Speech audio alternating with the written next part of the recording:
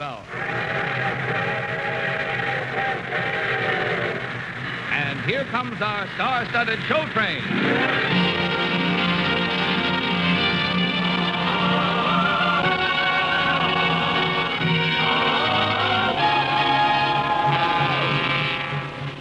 Tonight, the Association of American Railroads presents a distinguished musical hit by Rodgers and Hart, Dearest Enemy, starring Gordon MacRae and his guest, lovely Nadine Connor. Our choir is under the direction of Norman Luboff, and our music is prepared and conducted by Carmen Dragon. Yes, tonight another great musical success is brought to you by the American Railroads. The same railroads that bring you most of the food you eat, the clothes you wear, the fuel you burn, and all the other things you use in your daily life. And now here is our star, Gordon MacRae.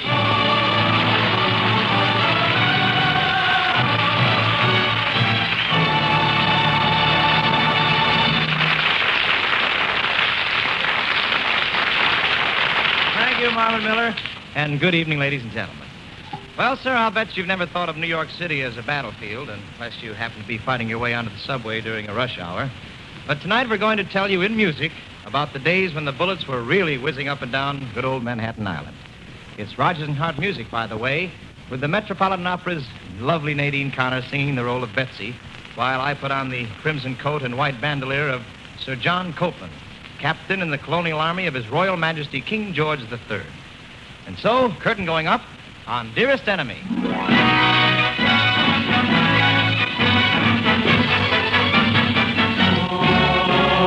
Yankee Doodle came to London riding on a pony. He stuck a feather in his cap and called it macaroni. Yankee Doodle, keep it up, Yankee Doodle dandy. Mind the music and the step and with the girl be handy.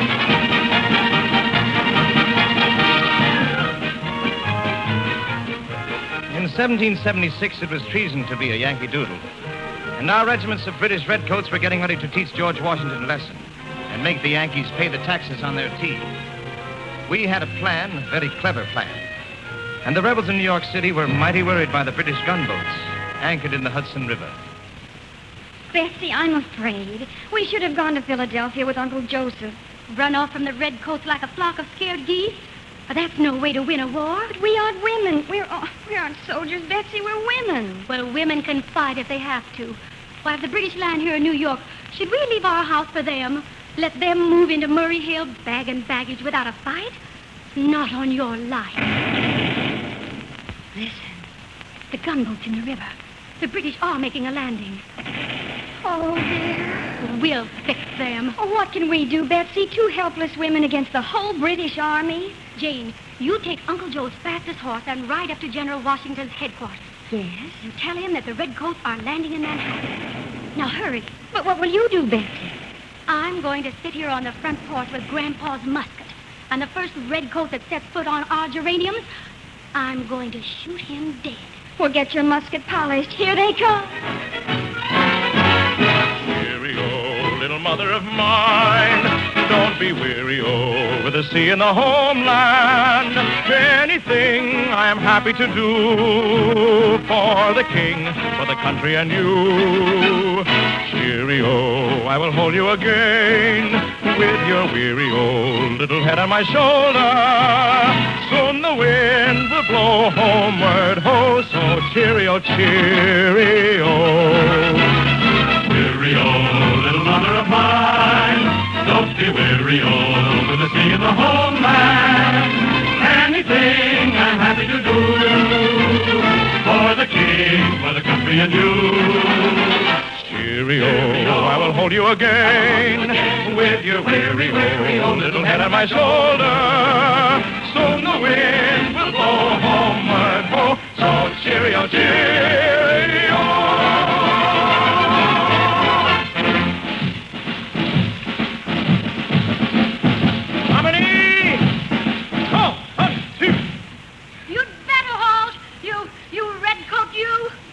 My dear lady, would you mind putting down that gun? It isn't hospitable. Well, you'll get no hospitality here. And if you come closer than that geranium bed, I'll pull the trigger. I wouldn't do that. Well, I would. Look out. Oh, it didn't go off. Of course not. There's more to firing a musket than closing your eyes and squeezing the trigger. You didn't pull back the flintlock. Oh, I didn't put a bullet in it either. Oh, I just hate that noise. Well, you're a fine little rebel.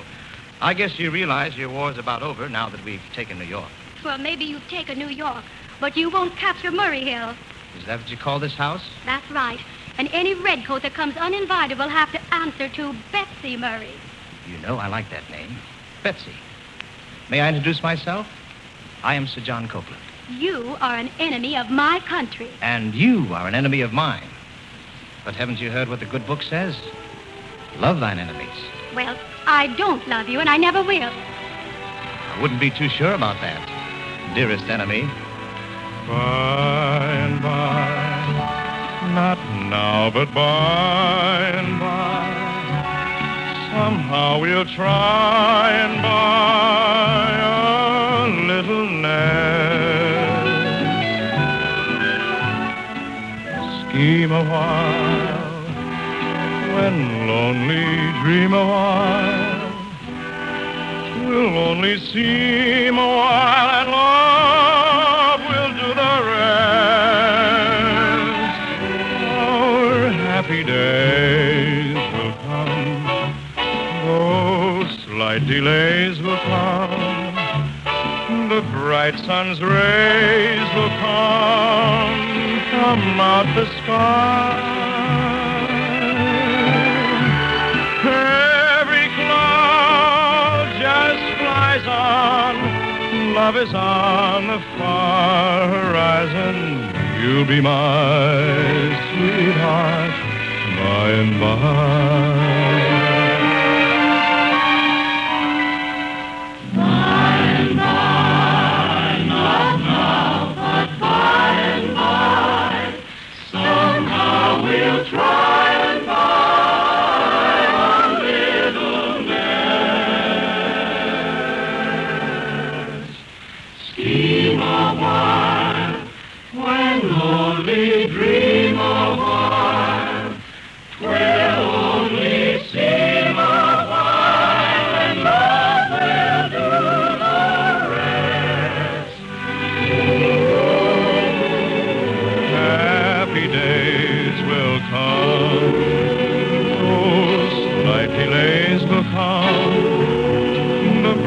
Sun's rays will come from out the sky. Every cloud just flies on. Love is on the far horizon. You'll be my sweetheart by and by.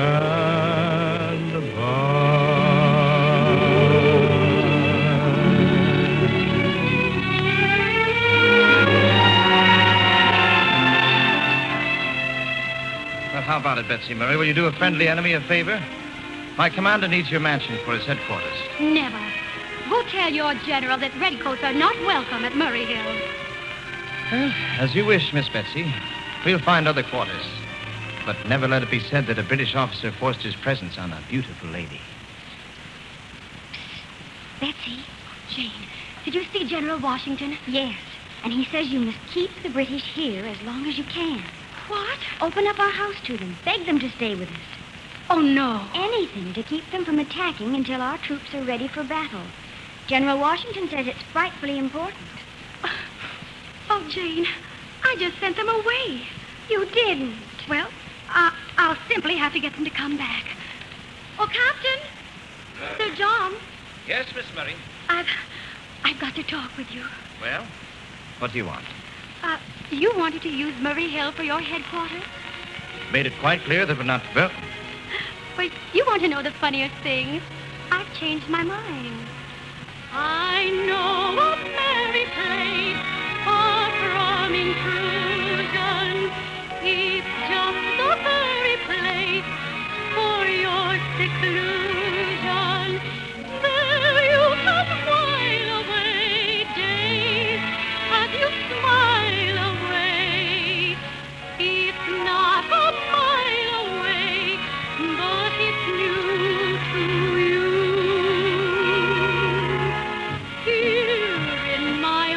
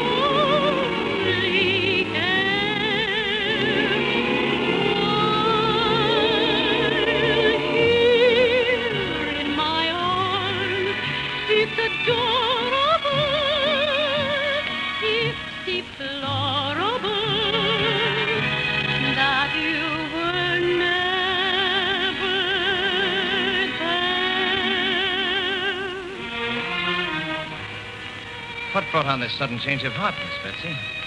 You did, Sir John. You were so gracious and gentle. How could we be so rude to you? We want you to stay at Murray Hill as long as it pleases you. Thank you, Miss Betsy. You are most kind.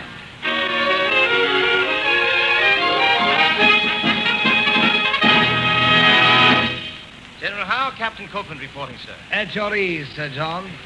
Thank you, sir. I've arranged to establish our headquarters at the mansion on Murray Hill. What? Intelligence advises me the Murrays are fanatic rebels. They were, General. But, well, Miss Betsy was unable to resist me. Oh.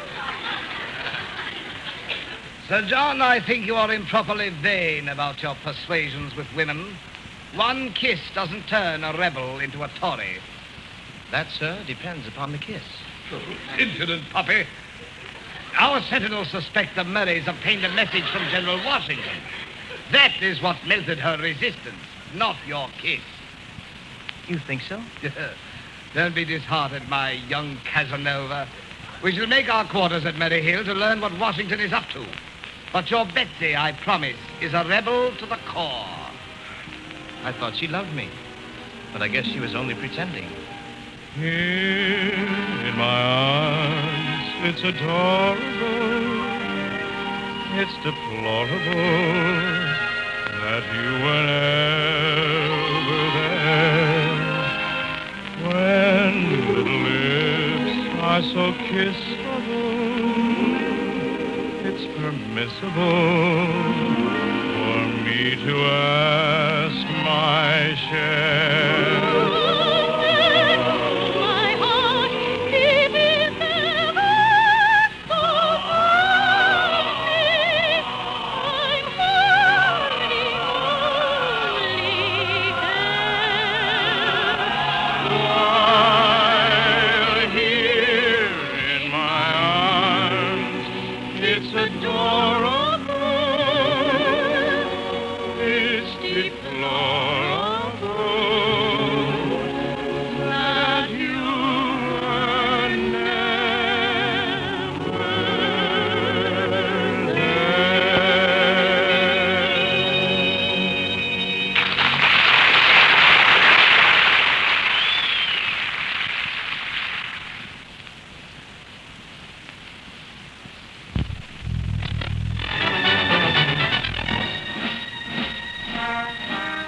We moved our British headquarters into the mansion at Murray Hill.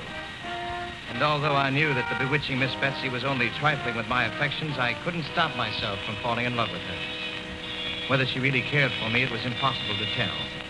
For I knew that her smiles and kind words were merely to advance the cause of independence. Good evening, handsome Sir John. I'm surprised, Miss Betsy, that you can see anything handsome in a British uniform.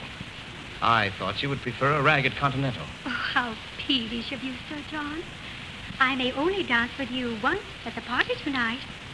You won't dance with me at all, my dear. No? We're marching against your General Washington. A surprise attack at midnight. Oh, well, how unfortunate. Oh, excuse me. I must tell my sister so she can stop the plans for the party.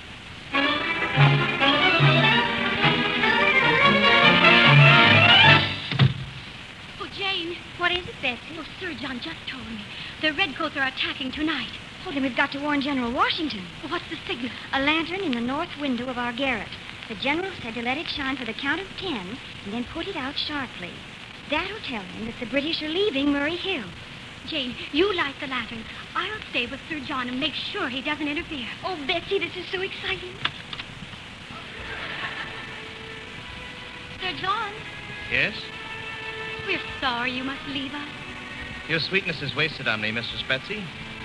I know it's all been for show to delay us here. I admit, it was at first.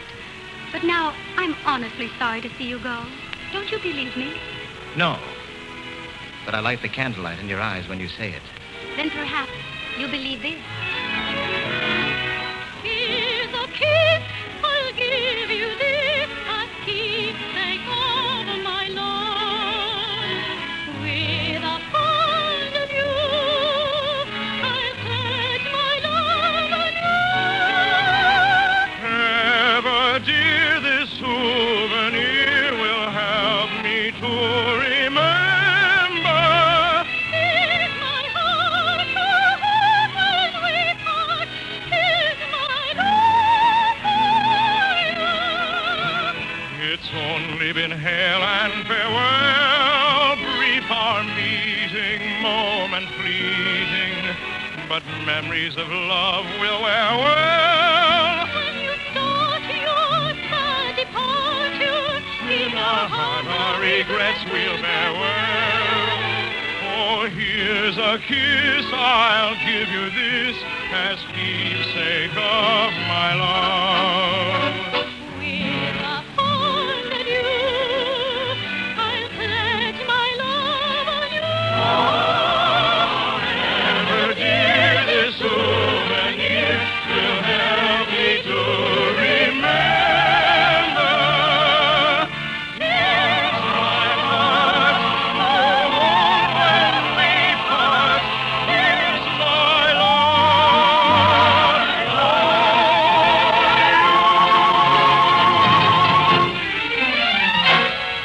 love. Look, that light against the trees. Must be the moon. It's a lantern in the garret window. No. It's a signal. Oh, please, Sir John. That's how we put out any signals to your rebel generals. No. You sent the signal. I sent it. 10 seconds of lantern light from our north window, and then darkness. That's what we agreed upon to tell General Washington your troops were advancing. Your bullet, Sir John, was perfectly timed. All that charming song of farewell. That was just to keep me from seeing the lantern. No. I am sorry to have you leave. Save your lies, you little turncoat. I've got a battle to fight and a war to win. Dearest enemy. Sir John, will I see you again? John! John!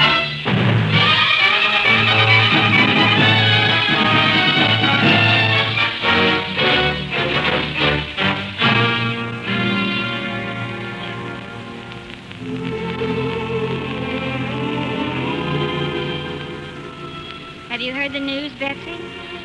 About General Washington's great victory? Yes. Oh, I'm glad the war is over. Perhaps he'll be coming back to Murray Hill, Betsy. John? Oh, no. Oh, there have been too many bitter battles and bitter memories between. And yet, this is the by and by he told me about. Remember? By and by, not now, but by and by, somehow, we'll try and buy a little nest. Scheme a while, when lonely dream a while, twill only seem a while, and love will do the rest.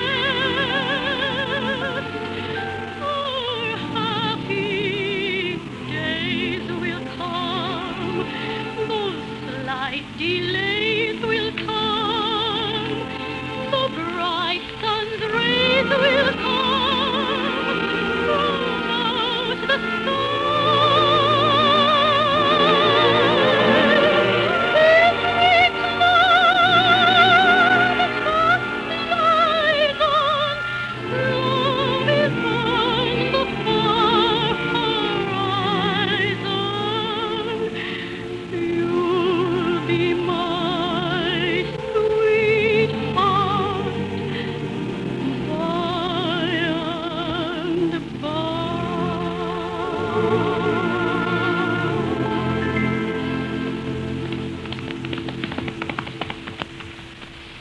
Betsy, there's an officer on horseback stopping at our door. Oh, is it? It's General Washington. Oh, no. Oh, I can't see him in this old dress. Oh, how does my hair look? Oh, dear. Miss Betsy Murray, I am deeply honored, General. please don't bow. It is I who should bend my knee to you. I can tarry here but a moment to pay an old debt of gratitude. For without your brave signal lantern, I could not have known of Howe's surprise attack, and this happy day of victory might never have come. Oh, you do me too great an honor, General Washington. It seems your heart is heavy when it should swell with pride. Why, Miss Betsy?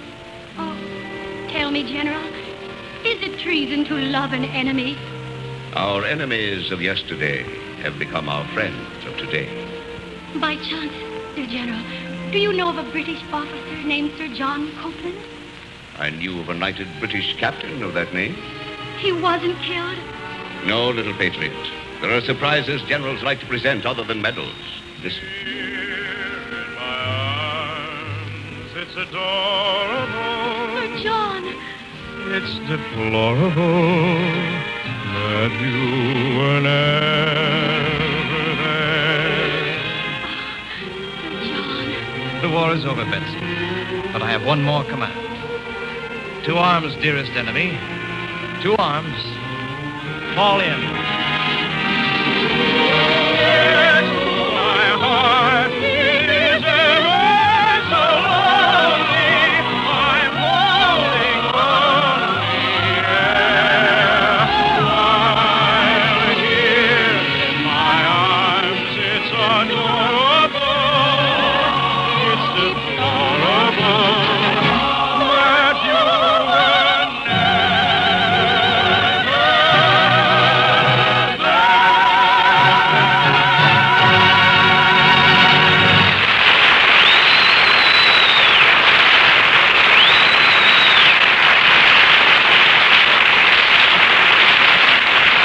Thank you, ladies and gentlemen.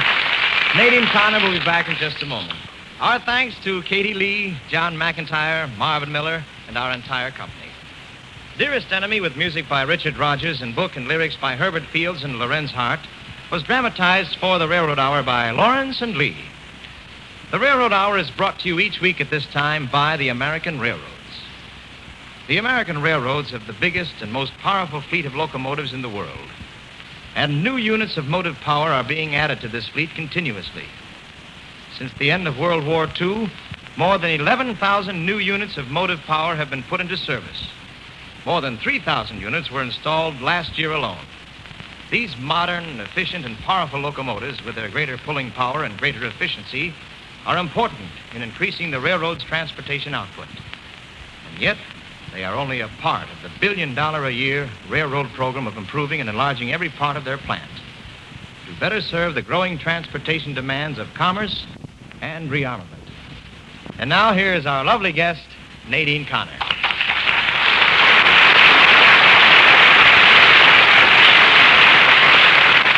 Oh, wasn't it fun, Gordon? Reliving the American Revolution in music? Yes, Nadine, and I didn't even mind surrendering to you. And now that the story's over, you can lay that flintlock down. Let me see. You can lay that flintlock down, gal.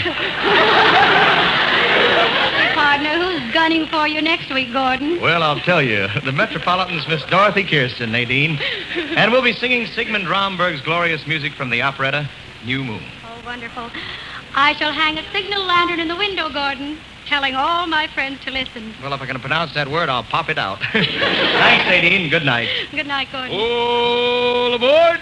Well, sir, it looks as though we're ready to pull out. And so, until next week, goodbye.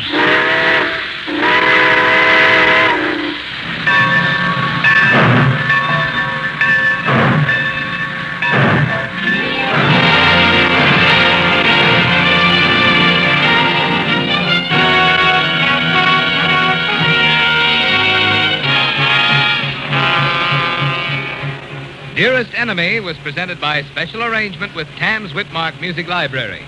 Gordon MacRae can be seen starring in the Warner Brothers production, The West Point Story. Our choir is under the direction of Norman Luboff, and our music is prepared and conducted by Carmen Dragon. This is Marvin Miller saying goodbye until next week for the American Railroad. And now keep tuned to your Monday night of music on NBC.